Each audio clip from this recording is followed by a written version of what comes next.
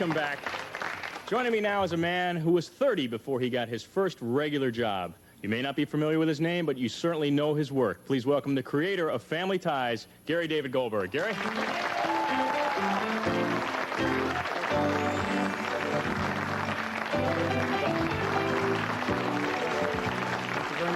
Now, you know, our show is all about second chances, people, you know, coming back and doing something. You were 30 before you actually went to work. I like that. I like that. I wish I could have done that.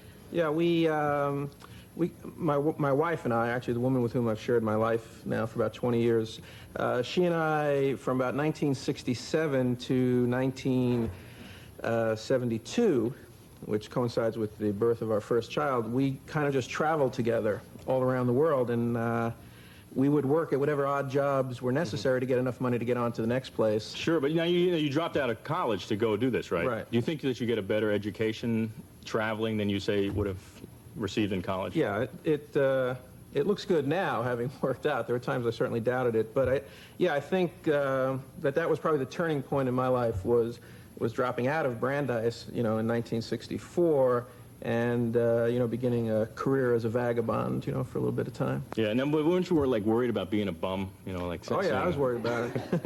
I think I was a bum, so I don't know. Yeah, you know, you have tremendous conflict there. I was always very close with my parents. I was very close with the people in my neighborhood, and everyone always used to say, you know, what happened to Gary Goldberg? He was such a nice boy. He was such a lovely boy, and I felt that I was doing something that was very important for me. And it was hard to try to get people whom I respected to really understand what I was trying to accomplish. So we have some pictures, actually, of this life. Let's look at a couple of shots here. This is, what's going on here? This is, actually, this is your Tarzan phase? Yeah, this was early Tarzan. Weissmuller had just given up that job. We lived in these caves in Greece. You just couldn't find a room? These were much cheaper. Guy looks so happy and comfortable there. That's the Dead Sea in Israel. That is the island of Matala in Greece, and that's Ubu, who is the president of our company now, founder of Sit, Ubu, Sit. That is Sit, Ubu, Sit, yeah. So now, okay, so you're over there. Right. What brought you to say, okay, I've had enough travel, I've had enough being a vagabond, I want to come back to the States, I want to get into television? Is that? Yeah, no, television was not a part of my life at all at that point. What happened was Diana became pregnant. We were in Israel at the time, actually on our way to Kathmandu, and when we realized that Diana was pregnant. And I think you don't want to have your first child in Kathmandu General, you know, so we thought. But that's a great way of life. I mean, were you happier then than you are now?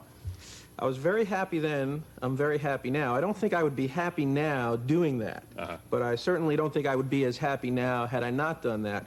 I think one of the things that has worked for me, one of the lucky kind of rhythms of my life is that, I've been in my time.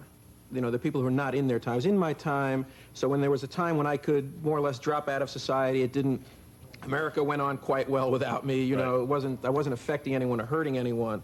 And then as the time came to try to be more productive, that natural flow and that natural evolution as you become a father and you want to affect society, I was able to find ways to do that. What happened was I had tagged along after Diana, taking care of the kid, and she went back to school to get her master's on the way to PhD, and I took a writing class. Because it was San Diego State University at the time. It was only $90 if you were a California resident. They had a child care center, and so we signed up. And I wrote about some experiences I had, traveling, and as a waiter at the Village Gate in New York, which was a great job that I'd had for about a year and a half. And the teacher there was a professional writer who was down there for that one semester only, a gentleman by the name of Nate Monester, who wrote That Touch of Mink. Sure. He was president of the Writers Guild. He was, a terrific guy. And he read that, and he said, no one will buy this. It's a little, no one's in the market for this. But he said, you're a writer. And, I was really struck by that, and I hadn't thought of myself. And I said, gee, I remember saying, Nate, I'm 31, I have a baby. you know, you're not going to get me excited. I'm going to get an A in the class. You know, you're telling me, well, you're telling me that I'm a writer. You know, he said, I want to send this up to my agent, and you'll see. So he sent it up to his agent in Hollywood, who liked it, and they called me up. We didn't have a phone. I had to get the call at my neighbor's house, you know, trying to be very suave, talking to some L.A. guy, and, you know, people are kind of hawking knishes in the background. So that wasn't work. And especially it looks bad when you have to hitch up to your big Hollywood interview. So I hitched up, and I had to leave the day before because I didn't want to be late. So I got... You're driving. Yeah, you never know what's going to happen. So I remember because I got there, it was that big CMA building. It's now ICM on Beverly Boulevard there, I think it is. And I went and met with this agent, a guy named Mike Wise, and he said, this is terrific, you know, you're definitely a writer. He said, what are your favorite television shows? And I said, I don't have a television set. I have no idea. I didn't have a set. You know, no one I knew had a television set. We were, you know. So he said, because I think you could write television. So I go back down to San Diego, and there was a motel going out of business. And a guy by the name of Rusty Kramer, sticks in my mind because he had a pickup truck, he took us over. The motel was going out of business. They were selling their television sets. And we bought this big black and white 26-inch set, gigantic set. We brought it home, and we all kind of huddled around it, plugged it in, and it was Get Christy Love. Oh, yeah, great show. So I watched that for about 2 minutes, and I turned to Diane, and I said, I can do that. I definitely can do that. Yeah. And the interesting thing was, when I found writing, and this has really worked for me, from that point on, I considered myself successful. The pleasure of writing was so satisfying to me, and Diana was writing a book at the time, and we had no money at all, and we used to sit back to back in this little apartment that we had, and we would write. And then for a break, we would go to McDonald's, which was down the block. I remember because we couldn't all afford to eat at McDonald's. Oh, those are rough times. Yeah. I'm not fooling now. So we would, the baby would eat, and Diane and I would... At McDonald's? Yeah. And we would share a cup of tea in those, you know, terrible styrofoam cups, you know, which we have banned styrofoam cups. So you had a rough, this was a rough time that turned around, and did it turn around in a big way real fast? It turned around overnight. Overnight? Overnight. But I wouldn't say it was rough. It really was never rough. Yeah, now Family Ties became a huge hit, and I know you know really the story behind how it became such a hit, but we had a couple of people that also are experts on how it became a hit. I guess we can... Are they back there? There's a couple of people that know, I guess, a little something about it. Right, drop by.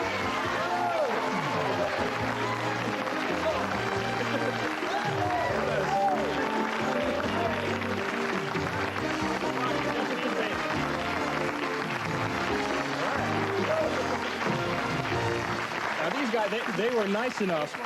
So I guess you're glad I came after all. You know, I'm sitting there, these people are all sitting saying, what's he doing here? I didn't. All right, we'll take a break. We'll take a break, and then we'll talk about the whole success of Family Ties. Right after this, don't go away.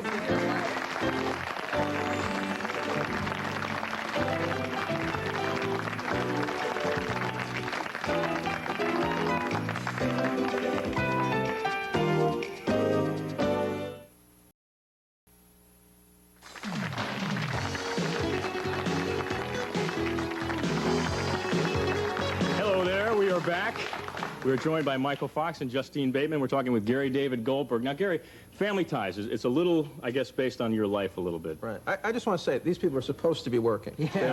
Really, they're supposed to be working. You got a funny line. We're able to leave work because the boss is in there. Sure.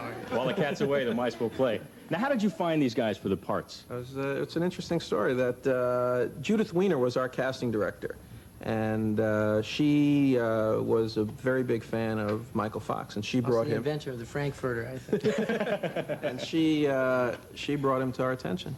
And you saw him? Yeah, we saw him. Interestingly enough, you know, it's a very bizarre process of, you know, reading actors, and, you know, you have, it's like a singles bar. You have, you know, 15 minutes or 15 seconds to find out what's going to happen, you know, and sometimes people get up wrong and they make mistakes a lot in the room. I think Brandon Tartikoff turned down, you know, Tom Cruise and Paul Newman in the same day, you know, for a series. So trying to move in that direction, I actually, the first time, so Michael didn't think he was right for the part. Just shows you that it's much more important to be lucky than smart. Yeah, right. But Judith Weiner would not let me make that mistake, and she kept saying, you must see Michael Fox again, you must see Michael Fox again, he is far and away the best out there, this is the biggest mistake of your career. Of course, I was getting very upset. I kept saying, Judith, I wrote this part, I created it, this is not the guy, you know, I think I know what I'm doing. And she, please see him again, please. And finally, you know, after months of begging, we saw Michael again. He came in and he was who he is and fabulous. And as soon as he left, I turned to Judith and I said, "Why didn't you tell me about him?"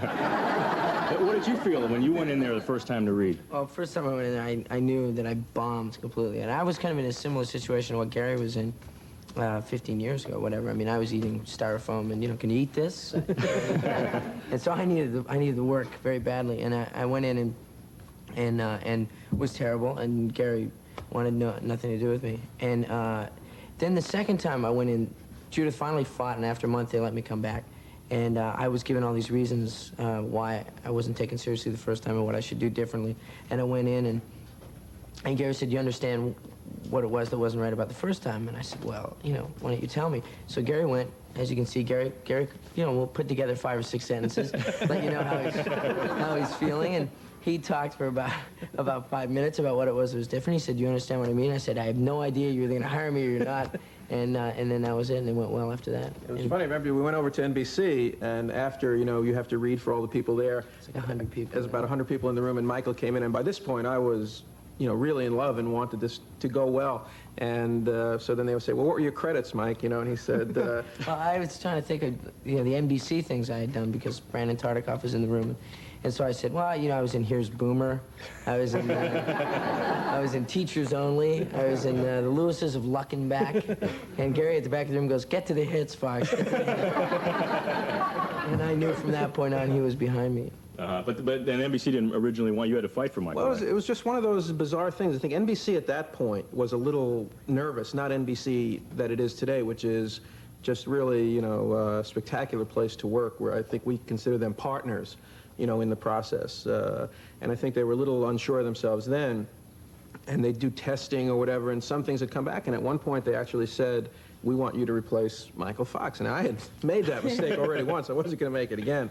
And, you know, I said, "Look, this is crazy, but this kid is great. This is the greatest thing I've ever seen. And if, you know, there's no way that, you know, that we would do that and then get up in the morning and go to work. I mean, it's just... It's tough to work for a boss who doesn't appreciate you. That's right. Now, how did Justine come into play? Justine, yeah, I remember that day really well. Yeah, no, she... you had never really acted before, yeah. Oh, this was your first acting job ever? This, I'd been going to auditions or in the acting business or whatever for 4 months. I'd done 2 commercials, then I met for Family Ties, and because of my inexperience, I didn't really know what a pilot was. You know, so I think that's part of the reason I got Mallory. Is I had no idea what I was in, and people afterwards say, "Well, weren't there a lot of girls going up for it? Weren't you pressured by the odds?" And I said, "I had no idea. I had so no idea what." didn't give you any That's pressure. why I embodied Mallory. I was sort of like free of any When we did the pilot, intrusion. there was we shot the pilot in about 7 days or something, and there was an actress in the pilot who played my girlfriend. And for one reason or another, the first choice that they had made didn't work out, so they had to replace her. So it's like our 3rd day, and we come in and we see there's a new actress in this at the table, and we just kind of looked at each other and said, "We're out of here." We thought that's the way it goes. Boom, you're out, you're gone. I was taking an RTD bus to the studio every day, and in fact, we shot it across the street. No, we actually have a picture of your car. You got a car. At the end of the first season, I was actually able to buy a car. There it is. And Thank you. Thank you, Mr. Goldberg. So we got you off the buses. Now, what's it like? You two, you sort of grew up on the show. Do you look at Gary as a father figure, both on the show and in real life? I mean, is he someone you go to for advice? In real life, he has 2 daughters, so I don't want to, you know, busy that one anymore. But it's definitely a work. I mean, Gary has created such a team. I mean, everyone he hires is both good at their job and nice people, and neither one without the other. So it's an incredible environment to be in, and I mean, I'm really spoiled, it being my first job. Everything else I work on, I expect to have the same feeling. Mm-hmm. Now, you guys, are you like siblings? How about the 2 of you together, since we have you here? What are you guys like on the set? Are you like brother and sister? Do you fight like brother and sister, or do you get along like brother? I hate her. I hate her. She's an annoyance. Yeah, haven't you heard? No, We hate each other. You guys hate, you see, because you see all this don't know. stuff in the market. Now, what is all that? That's all just... I don't know. We've been friends for so long, and it's so funny. And the question that we get most is, you know, someone will say, "So is there anything going on there with you two?" And it's like that's sick. It's my sister. You're sick. No, that's sick. So there's that one. And just going back, one thing I just want to say about Gary, you know, talking about father, paternal type side to our relationships. He to me is like a big brother to me, and also there's kind of an avuncular thing. But and then the only time that I remember being really paternal was when Gary. A lot of people don't know, but I really had no business doing Back to the Future. I shouldn't have been approached about it, and I shouldn't have been able to do it. It just shouldn't have happened in strictly speaking, professionally, in the way business operates. Gary let me do it, and before he let me do it, it was like an amazingly generous thing for him to do. But we were walking on the beach in Malibu, and Gary had his pant legs rolled up and his big beefy arm around me. He's like, "Well, son, I'm going to let you go out there into the real world, but I expect you to, to be a good guy and to do what's right." And things worked out well. Yeah. But in another way, Gary's like the only guy I know who's as flaky as I am, and does okay. And I can stand back and say, "Geez, he's as flaky as I am," and people respect him. He does a nice job, so I guess it's okay. But how did you feel when they all of a sudden they say, we want Michael to go off and do movies? Were you worried you're going to lose him? Well, it was interesting. I wasn't worried. My first instinct was, great. I love this guy. This is a great chance. I love Steven. I love Amblin. This is a great, I would love to see all those people together. Afterwards, people kept coming up to me and said, "Boy, you just made the biggest mistake of your life. This guy's going to leave, and it's over." And I never thought for a minute that could happen. I remember just one night Diana and I were talking, and she said, "Michael's one of the best people we know. There's no way that could happen." And we even got to the stage of saying, look, if it does happen and the show folds, better that happen than we be a part of holding back somebody like that, Yeah. which I think also ties over a little bit from the 60s, trying to make a human workplace. But these guys, I mean, they're fabulous. I mean, you could not find a situation I will never have in my life again what I have with them. And the most generous and giving actors. I don't want to embarrass them here, but I mean, even in the beginning, Michael would come up and say, "Did you see Justine? Did you see Justine in that scene? She was great. She was great." And Justine would always kind of say, "More to do with Michael. I mean, we just have such a great time out there." And also with the guest actors who'll come on and guest directors. And the two people that they will always come and say, "You know who really made me feel comfortable? You know who really made me feel at home? It was Michael and Justine." Yeah. So. Well, it really goes up on the screen, as they say, because I mean, it's the warmth and the love that you guys have goes into that show, and I mean, it's such a terrific show. It keeps getting better and better. So in 5 years, or 6 years, I guess it's been now, Justine went from someone who had never done a piece of extended, acting in her life to being, I think, one of the funniest and finest actresses on television. I mean, she's just Well, I brilliant. don't make this stuff up. You are terrific. Thank you, Justine. Thank you so much for stopping by. Michael, congratulations on the Emmy, too, by the way. To all of you, I want to thank both of you guys for being here. We will take a break and continue the show right after this. Don't go away.